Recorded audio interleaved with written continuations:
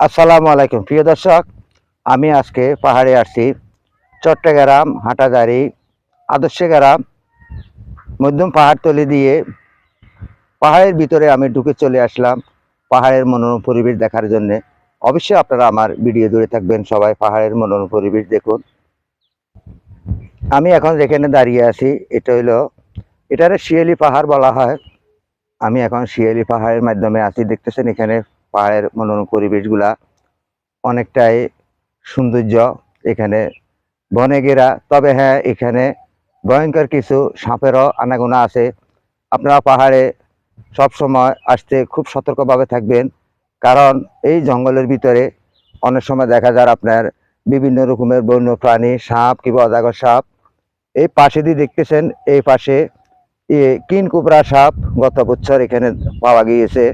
কারণ আপনারা জানেন সাপে সাপ খায়। এখানে কিন্তু কৃষকেরা এখানে চাষাবাদ করে। চাষাবাদ শুধু আপনার বর্ষাকালে করতে পারে না, এই বর্ষাকালে করতে পারে, শুকনো মৌসুমে করতে পারে না। এখন জমিনগুলা কিন্তু খালি, দেখতেছেন পানির কারণে এখানে তারা পানি পাচ্ছে না। পানি না থাকার কারণে তারা চাষাবাদ করতে পারতেছে না। পাশে দিয়ে এখানে বাড়িঘর আছে, ওই যে পাশে বাড়িঘর আছে। এখানে এই বিভিন্ন রকমের এই চাষাবাদ হয় যখন বর্ষা আসে, সবজি বা ধান এখানে চাষাবাদ হয়। আর শুকনো মৌসুম আসলে কিন্তু আর কোনো চাষাবাদ এখানে হয় না। এই যে দেখতেছেন ওই পাশে দিয়ে এটা হলো গোল পাহাড়, আর এই সাইডে এটা দেখতেছেন এটা হলো শিয়ালি পাহাড়। কারণ এখানে শিয়ালের আনাগোনা, বন্য মুরগি সবকিছু এখানে আছে। আজকে কিন্তু এখানে একটা শিয়াল চেঁচামেচি করছে। আমি মনে করছি যে, কারণ অজাগর সাপে অনেক সময় শিয়াল ধরে, শিয়াল আটকায়।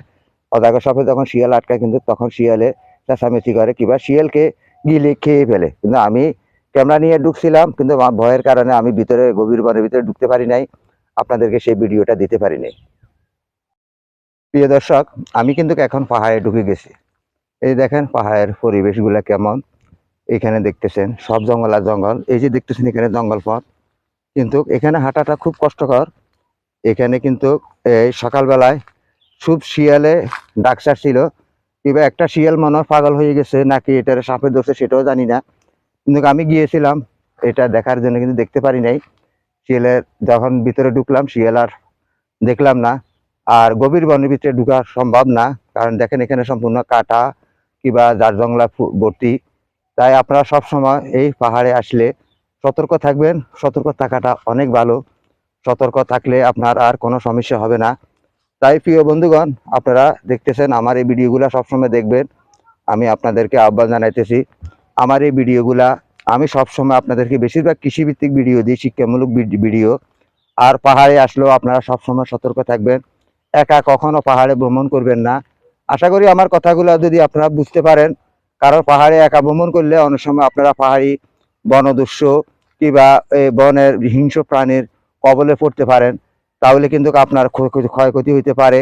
অনেক সময় পাহাড়ে আসলে মানুষের পথ হারা হয়ে যায়, দূর পথে এসে পথ হারা হয়ে যায়। তখন কিন্তু বনদস্যুর কবলে পড়লে বিভিন্ন জায়গাতে পড়তেছে। তাই সতর্ক থাকুন সব সময়। সকলকে ইউটিউব চ্যানেল ও ফেসবুক পেজের পক্ষ থেকে আন্তরিক ভালোবাসা অভিনন্দন জানিয়ে এখানে বিদায় নিচ্ছি। আসসালামু আলাইকুম।